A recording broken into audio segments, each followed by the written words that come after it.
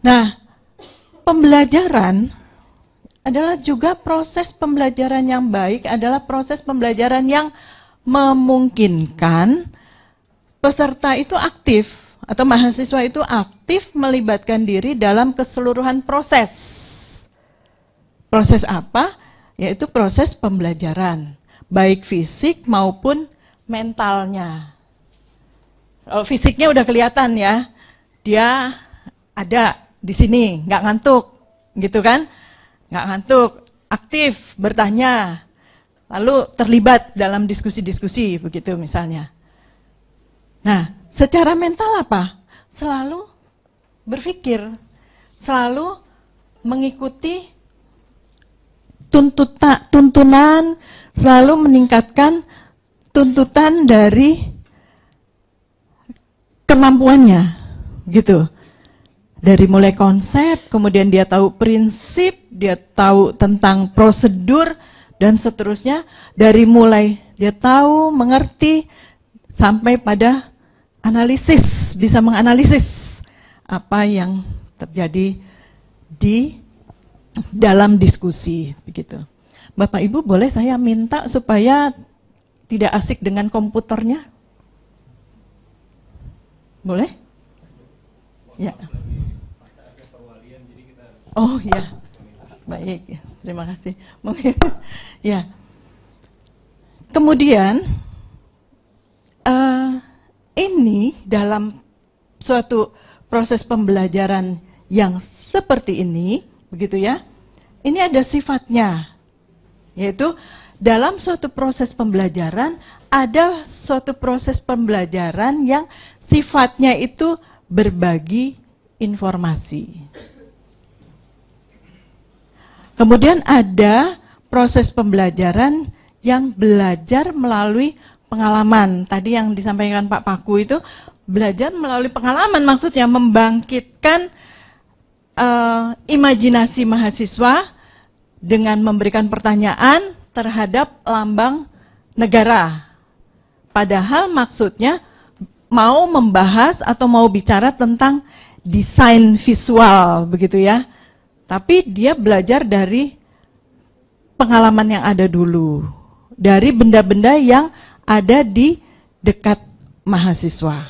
Kemudian juga untuk pemecahan masalah, gitu. Jadi kenapa misalnya kita, dosen-dosen kita dulu suka memberi kita untuk diskusi tentang kasus, iya enggak?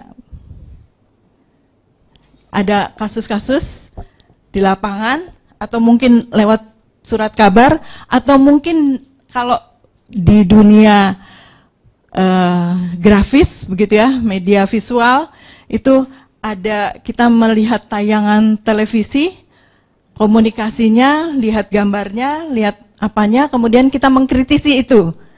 Diajari untuk mengkritisi isi pesan yang tidak benar atau yang benar, begitu, untuk kita bahas di dalam kelas, gitu. Nah, ini adalah salah satu cara dalam belajar untuk pemecahan masalah, gitu. Jadi kita boleh memberikan suatu kasus, soal, begitu ya, untuk dipecahkan di dalam kegiatan pembelajaran. Nah, dalam model pembelajaran inovatif ada yang disebut dengan problem based learning. Itu salah satunya seperti itu. Karena ini melihat sifat dari suatu kegiatan pembelajaran itu adalah salah satunya adalah pemecahan masalah. Seperti itu. Nah, kemudian Bapak Ibu, ada fokus dalam pembelajaran. Dalam pembelajaran itu ada fokus yang dimana pembelajaran, suatu proses pembelajaran itu memang membutuhkan fokusnya itu pada teacher. Seperti ini masih teacher nih ya, teacher center nih ya, seperti ini. Ya, memang ada pembelajaran yang masih membutuhkan adanya teacher center. Jadi jangan sekarang kan SCL gitu ya, di mana-mana ceramah tentang SCL gitu. Seakan-akan kalau TCL itu haram. Enggak ya, enggak. TCL itu kita masih butuh.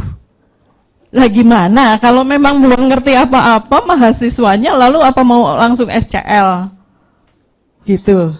Cuma ada kadarnya. Nah, kadarnya itu seperti ini. Ada yang berat ke kiri, itu kalau memang dalam proses pembelajaran itu masih diperlukan peran dosen yang cukup besar wilayahnya. Sehingga kita sebut dengan teacher center learning. Tapi ada juga yang namanya pembelajaran yang fokusnya itu kadarnya begitu ya, kita lebih banyak meminta mahasiswa itu lebih aktif. Dia yang perlu mempunyai gagasan lebih dulu, dia yang meng-create pembelajaran itu lebih dulu begitu ya, dibandingkan dosennya. Itu yang kadarnya atau kita sebut dengan student center learning. Gitu.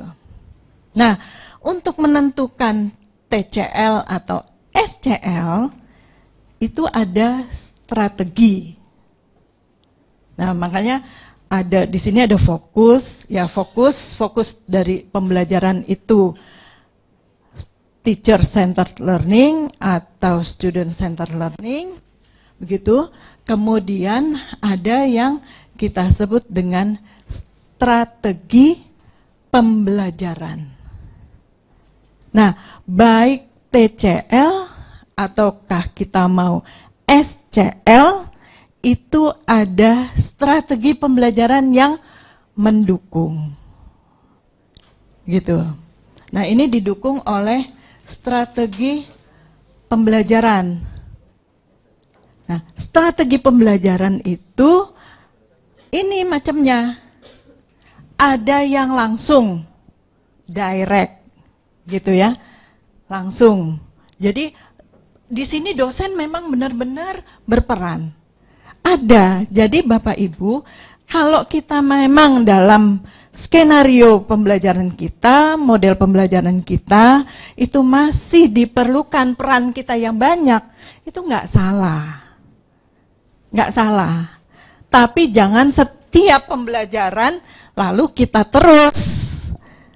Nah, itu salah, begitu ya. Dalam satu semester kita terus yang ceramah selama 2 jam, 2 jam, 2 jam, itu kita terus yang berperan. Itu yang tidak dibenarkan. Jadi beri kapasitas student ini untuk juga ikut terlibat banyak. Tidak hanya mendengar, tapi juga berperan di situ. Gitu.